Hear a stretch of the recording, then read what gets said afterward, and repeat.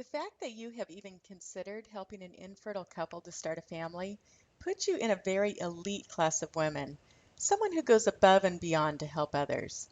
There is a huge number of amazing people in the world who want nothing more than to be able to hold a child of their own and really create that family they've always dreamed of. We want to be a resource of information for you, and the purpose of this video is to educate women about the power of surrogacy and their potential to help out someone in need. I am going to talk about the good and the bad of being a surrogate and go over a lot of details and really cover a great deal of information so you can decide for yourself if being a surrogate would be a rewarding experience for you. I truly believe that it requires a very special type of woman to become a surrogate, and our goal is to make sure that each of our surrogates are matched with a family and an in vitro fertilization center, which is also known as an IVF center, that will treat her with the respect and care that she truly deserves. Over the next 30 minutes, I am going to explain the rewards of being a surrogate, the compensation for carrying a baby for a family, who needs to hire a surrogate, the type of surrogacy available, who would make a good surrogate. I'll talk about the relationship between a surrogate and the intended parents. I'll go over how the process works, including the legal aspect, the medications that are required, as well as the in vitro process. And of course, how to get started and how to get more information.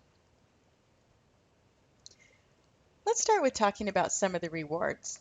For many women, surrogacy is a way to earn additional income to maybe stay at home and with her own children, or perhaps pay off credit card debt or student loans, maybe take that long-awaited family vacation, or even put a down payment on a house. But besides those obvious financial rewards, our surrogates have expressed a reward that goes far and above any type of monetary benefits. In fact, they usually find that the emotional rewards to be much greater and deeper than they'd ever imagined. I have repeatedly heard comments about how much they just truly love being pregnant and that surrogacy has filled a void that was somehow missing in their life. And just the pure satisfaction of really making a difference, of knowing how rewarding it is to be a mom and then being able to give that gift to someone else. Compensation for surrogacy can vary widely due to many factors. First-time surrogates can expect to receive compensation in the range of about $32,000 to $55,000 or more, which is typically broken down into a base fee plus additional money for expenses, which could include things like maternity clothing, monthly allowance, fees for any invasive procedures for multiple babies, housekeeping allowance, lost wages, and more. Experienced surrogates can expect an even higher compensation. In fact, many surrogate mothers have found that the of being a surrogate are so fulfilling that they're eager to do it again, and many have referred to it as being addictive. So keep in mind that if you do become a surrogate mother and you do decide to do it again, as many of our surrogates have, you'll earn an even higher compensation the next time around. Compensation is generally paid monthly throughout the pregnancy, with the final balance being paid after the baby is born. And don't worry, the exact details will all be outlined in your contract. And of course, all of your expenses are paid, including any required travel. People need surrogates for various reasons. The love of a child is the greatest gift in the world, and it is heartbreaking to know that some people are deprived of this gift. Every single couple has their own story. Quite often they've faced years of repeated disappointment, of trying to get pregnant and never conceiving, or going through expensive IVF cycles with no success. There are also women who would be able to conceive, but due to medical reasons, they're not able to maintain a pregnancy, or it might risk their lives to be pregnant. There's conditions such as immune disorders, blood conditions, or even certain types of cancer survivors who face that discouraging fact that they cannot naturally become moms. Another type of person needing the help of a surrogate is the woman who put off starting her family to pursue her career. Now, she might be successful and accomplished and she's reached her goals and now she's ready to start her family. And then she is faced with the reality that she either can't conceive or she's not able to carry a child. And regardless of her previous accomplishments, she might feel some feelings of regret, or she might even feel ineffective. Same-sex couples are also in need of a surrogate, especially with the growing social acceptance of same-sex marriage. Women actually really want to help these couples become dads as an act of justice and equality. And finally, there's single men out there who are eager to become dads, and they need the help of a surrogate to make that possible. Now, usually we'll hear that they just haven't found that perfect someone to spend their life with, but they also don't want to wait any longer to start their family. And as a surrogate, it is very important that you're matched with the right type of intended parent. Make sure that you're open and honest about the type of person or situation that you would like to work with. There are two types of surrogacy: gestational and traditional. A gestational surrogate is not genetically related to the baby in any way. The egg is either from the intended mother or from the egg donor, and the sperm is either from the intended father or a sperm donor. The egg is then fertilized by the sperm in the IVF lab, and the resulting embryos are then transferred to the surrogate, who carries and gives birth to the child. Traditional surrogacy is where the surrogate mother is artificially inseminated with the semen of either the prospective father or a sperm donor. And that means obviously she would become pregnant with her own eggs, and she obviously would be genetically related to the child. And then she carries and gives birth to the baby. Traditional surrogacy is usually avoided because the laws are not protective enough for the intended parents or for the surrogate. Are you wondering if you would be a good surrogate? Above all, we are seeking women who have a sincere desire to help intended parents realize their goal of becoming parents. Some of the qualities that we're looking for are women who are physically and mentally healthy between the ages of 21 and 38, and it could be a little older if you've had a recent delivery. Women who live in a stable home environment with a reasonably healthy height and weight proportion. No criminal background, not receiving financial assistance from the government. Now, there are some possible exceptions to this, so if in doubt, just talk to us about it. Women who've had at least one healthy pregnancy and birth, who will be comfortable taking medication to prepare for and maintain the pregnancy. They must be a non-smoker without consistent exposure to secondhand smoke, willing to abstain from alcohol, drugs, and make other lifestyle modifications as requested. And of course, if you're in a relationship, your spouse or partner must be supportive of your decision. The relationship you develop with the intended parents will often be the most rewarding aspect of the process. And with any good relationship, when both parties communicate and contribute with kind, honest, and genuine efforts, the quality of the relationship will grow and evolve over time. Every single match is individual and will develop naturally. Depending on if the intended parents are local or not will play a big role in how you communicate with them. Skype and email will be a great tool when working with an international couple, or if they're local, you might find yourself chatting on the phone or even meeting for lunch on occasion. The intended parents will often also want to attend some of your appointments with you if you're okay with it, and if it's even possible for them, because obviously those international parents are going to be limited with that type of participation.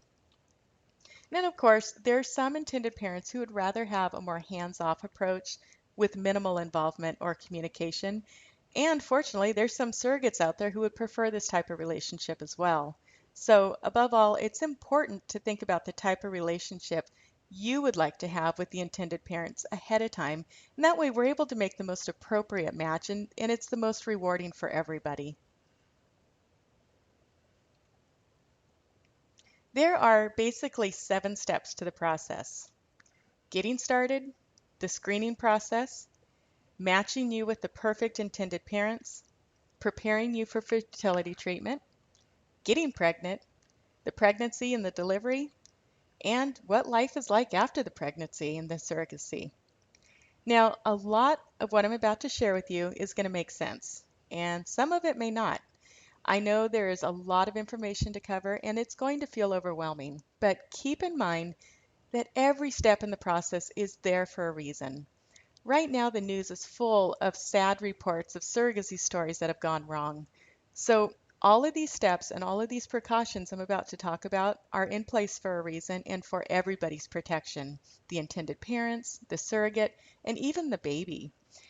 And keep in mind that if you do hear a negative report on the news, it's usually in a region where surrogacy is either illegal in the first place or there's just massively inadequate laws protecting the parties, or there's no regulation of the process, or possibly there was never clear terms thought out in advance. But regardless of that, for every single negative report that you hear, there are thousands of amazing ones that go unmentioned. So it's really a wonderful process, and medical technology and the advancement has just made having a family possible for so many families out there.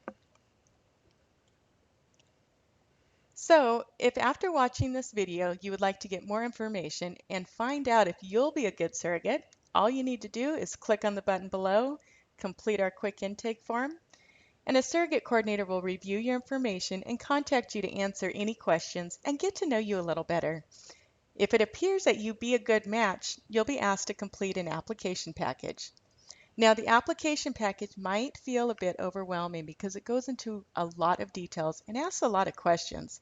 But just keep in mind that this is an important part of the process, and it's a huge help in making sure you get matched with the right parents. And it's also important that you complete the application and return it as soon as possible so the screening process can begin.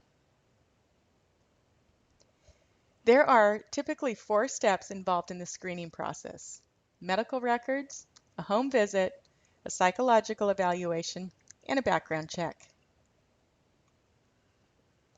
It's important to obtain copies of your OB medical records from your previous pregnancies, so you will be asked to sign a medical release form as well as provide the names and contact information for your previous obstetrician so the records can be requested. The home visit is this step in the process is very simple. A representative just comes out to your house and visits with you and your family. And don't worry, you will not be eliminated because you don't have a beautiful or a spotless home. The home visit is conducted to be able to meet your entire family, ensure that you live in a clean and safe environment, and also give everybody the opportunity to ask further questions. Perfection is definitely not required. If it was, no one would qualify, so don't stress about the home visit. The psychological evaluation, the purpose of this is just to ensure that you as a surrogate fully understand the emotional aspect of surrogacy, and it's also an opportunity to give you and your partner a chance to discuss things like your decision to become a surrogate, your current support system, any stresses in your life, your partner's feelings about it, and also your ability to navigate the relationship with the parents to be. As an added precaution, background checks are done both on the surrogate and the surrogate's partner or spouse. Now, this is very similar to the type of background check done when applying for employment. And for everybody's sense of comfort, a background check is also done on the intended parents. Once these steps are completed, you're ready to be matched. Most surrogates will be matched within about 2 to 4 months, but the process can be as quick as a couple weeks. Factors that are taken into consideration include your willingness to travel, your willingness to carry twins, the type of intended parents you would like to work with, as well as individual feelings about critical decisions such as selective reduction or genetic testing. And addressing as many of these possibilities ahead of time will prevent the frustration and misunderstandings in that rare and unlikely event that there's problems during the pregnancy. And keep in mind that the more flexible you are with any of these choices, the quicker you'll be matched. However, with that being said, make sure you don't compromise on values that are very important to you. The matching process begins when your profile is presented to intended parents. And once that potential match is made, a phone conference between you and the intended parents is typically scheduled. And this is an important and kind of a fun part of the process because it's the first opportunity you get to talk to the person or the couple that you carry a baby for. And it's a nice opportunity for all the parties to get to know each other and to really make sure it's the right fit for everybody involved. And if it is a good fit, at that point, legal paperwork is drawn up, and a personal meeting between the parties is also generally a part of the process. Now, this might happen right away if everybody's local, or it might not happen until the birth if the parents are international. But keep in mind, even with international parents, there is often considerable communication through Skype and email. Before fertility treatment begins, you'll need to undergo a medical screening, sign legal contracts, and then start your medications.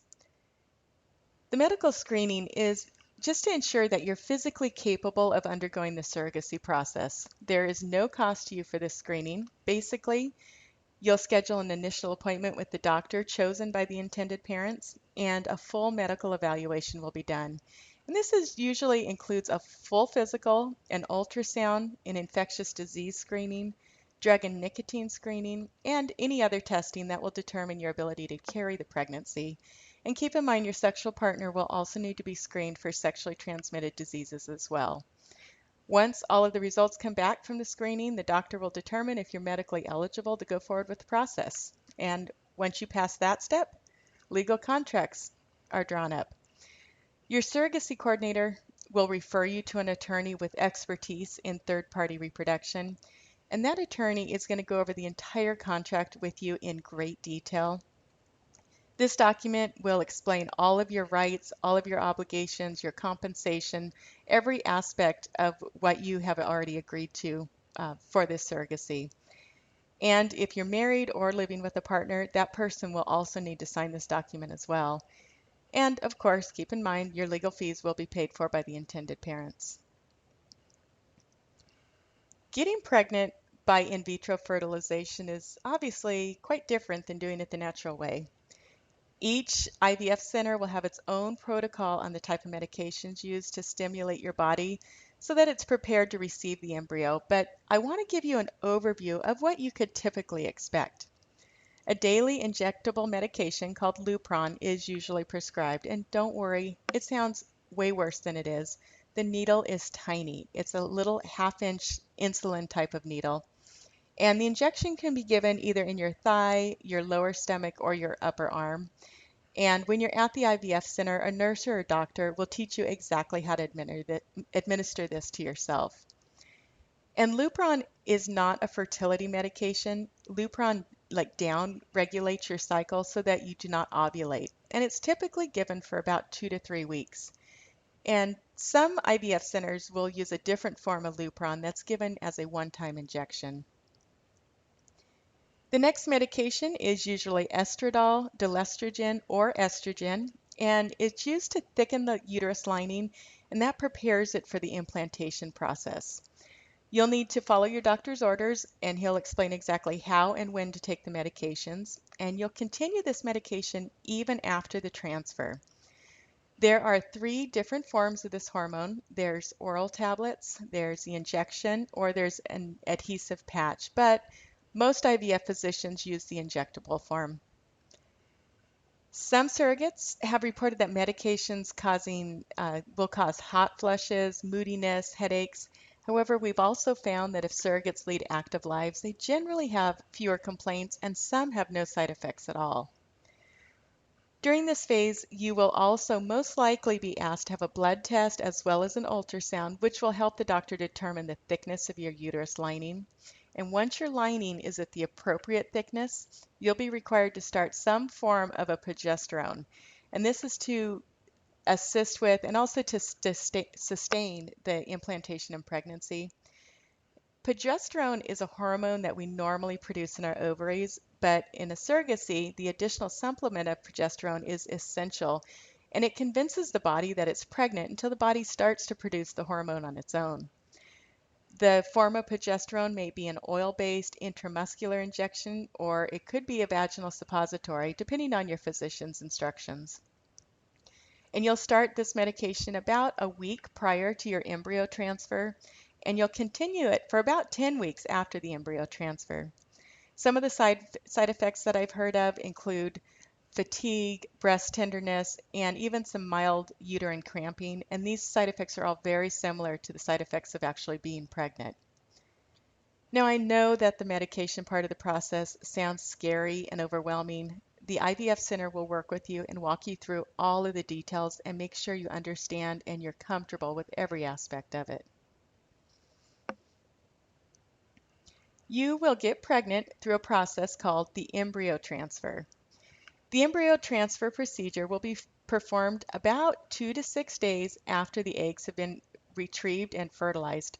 So at the time of the transfer, that little baby could already be 5 or 6 days old, and you often get to know if it's a boy or a girl right then. Now, sometimes a frozen embryo is transferred where the egg was previously fertilized and then the healthy embryo was frozen. Usually one, sometimes two embryos are transferred, but very rarely will the doctor transfer more than two embryos. With the advancement of medical technology, the success rate is very high, and there could be a chance of all the embryos implanting and becoming babies. And carrying triplets or more is extremely risky to the surrogate and the babies, so it's usually avoided. Sometimes there'll be several healthy embryos to choose from, and sometimes there's only one. The IVF doctor, along with input from the intended parents, will make the best selection on which embryo actually gets transferred. And the way the transfer actually works, the process starts by placing a speculum into the vagina so the cervix is visible. Then the embryo is loaded into this tiny little catheter. And the catheter is inserted through the cervical canal and guided into the uterus with the help of an ultrasound. The embryos are then placed exactly where the doctor feels the best implantation spot is. And then the catheter is withdrawn, and the entire process feels very similar to a pap smear and only takes a few minutes. After the embryo transfer procedure, you'll be placed on doctor-ordered bed rest from anywhere from 24 to 72 hours, depending on the IVF center's protocol. About 12 days following the embryo transfer, you'll be asked to go to a local lab or back to the physician's office for a blood test to determine if you are indeed pregnant. I have to admit, a lot of women cannot wait that long, and they find themselves at the drugstore buying a pregnancy test and doing a home test. And yes, the right brand of home pregnancy test could show positive in just a few days after the transfer. However, I want to give you a word of caution. If you choose to go this route and cheat and take a home pregnancy test, please do not share the results with the parents. They have so much emotion and hope riding on this process, it would be devastating to share false results with them. Wait until you hear from the doctor officially, and then if it's positive, you can celebrate with them all you want. And keep in mind, if the first embryo transfer doesn't produce a successful pregnancy, the medications and the transfer process may be repeated a second and sometimes even a third time. They say every pregnancy is different, and a pregnancy as a surrogate is surely unlike any pregnancy you've had with your own children. A whole team of people help make this pregnancy possible. The medical staff at the fertility clinic, attorneys, psychologists, your support network, the parents-to-be, and of course you. That means a lot of emotions are present. Now, mostly there's happiness and excitement, but you should also be prepared for other feelings. For example, some mothers-to-be who have had multiple miscarriages, they might associate your positive pregnancy test with just the beginning of a time for worry. Some surrogates have said they feel this enormous sense of responsibility as if so much is riding on their every move. And many surrogates enjoy the opportunity of being pregnant, knowing that they don't have to raise the baby after it's born. And then some surrogates wonder if it's going to be difficult to give up the baby once it's born. And yes, there is definitely a type of attachment that takes place while you're pregnant, but you go into the process knowing the entire time that the baby is not yours and you're providing a safe and healthy place for it to grow up. A lot of the feelings of attachment are actually a sense of responsibility, and your focus the entire time is on the goal of being able to hand over a vibrant, healthy little baby to the excited parents. And also the feeling of being able to do that is very powerful.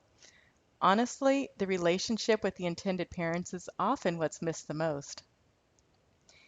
Throughout the pregnancy, you'll also obviously attend all your regular doctor's appointments. Now, you'll begin with the appointments at the fertility specialist, and then generally right about 10 to 12 weeks, they'll transfer you from the fertility specialist care to your regular OB for your regular maternity appointments. And and at that point, your obstetrician will treat you just like a traditional pregnancy. And of course, you want to continue to live a healthy lifestyle both for you and the baby. And then the day everybody's been waiting for, D-Day. The intended parents are almost always present at the time of birth, and they'll either be in the room with you or anxiously waiting nearby. And a lot of that is up to you if you want them in the room or not. And then they will happily take their newborn into their arms, and you can enjoy the feeling of being the hero of the day and having just provided an incredible gift that the new parents will be forever grateful for.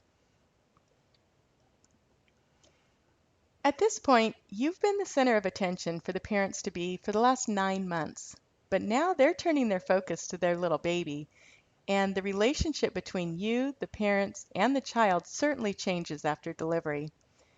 Recovering from the delivery and looking ahead will be your focus, and I'm sure your own family will likely be very eager to have you back into the norm of family life. Every single surrogacy match is different.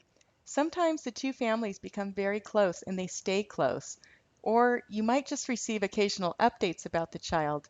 Other times, each party goes their separate ways, always cherishing the chapter in the book they shared creating that little boy or girl.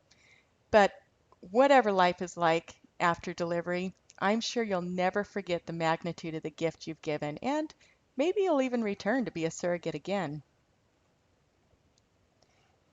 The gift a surrogate gives is often beyond measure, and there is nothing more satisfying than when you deliver a beautiful, healthy baby and you place that baby in the arms of the waiting parents. So if what you've heard over the last 20 minutes has stirred some emotion and opened your eyes to the possibilities, I strongly urge you to get more information and see if surrogacy is a good fit for you. There is obviously no obligation. This is simply an opportunity to get all your questions answered so you can be fully informed. Simply click on the button on the bottom of this page and complete the intake form. A surrogacy coordinator will review your information and contact you to answer questions and get to know you better.